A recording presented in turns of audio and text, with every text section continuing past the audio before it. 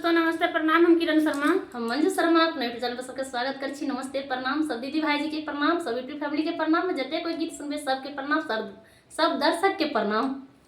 और हम दोनों देवरानी जेठानी बहुत प्यारा सा लोकगीत गावे जा रहल छी। अहाँ सब जरूर सुनब, कमेंट करके जरूर बताएब। गीत बहुत प्यारा से छै, बहुत प्यारा गीत गावे जा रहल छी कि देखियो अखन मौसम हिसाब से वह गीत ज्यादा चले छै। आ बिहार में अखन वर्षा सेहो भ रहल छै, बारिश नहीं भ रहल छै।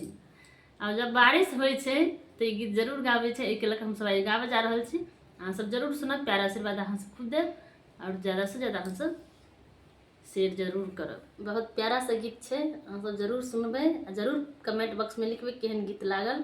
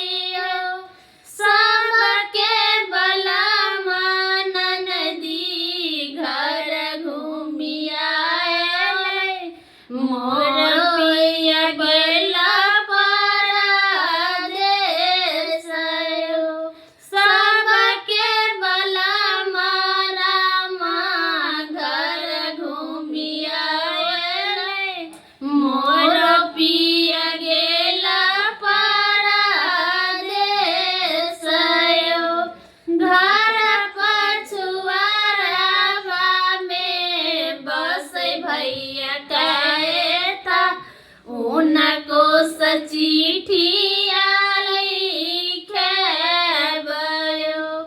घर पछुआरवा में बस भैया कहता उनको चिट्ठिया लिखबयो।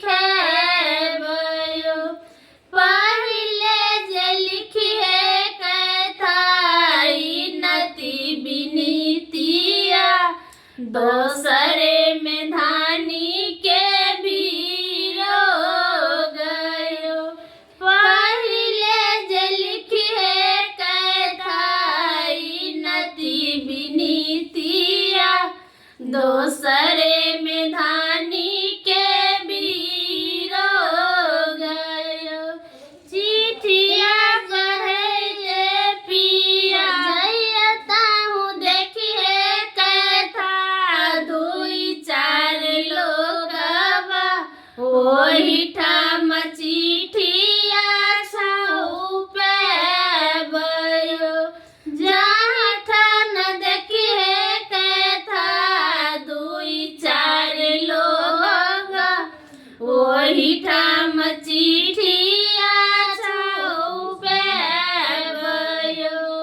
जाता है देखिए कहता असगर बला मुआ, ओही ठाम चिट्ठिया पसारयो।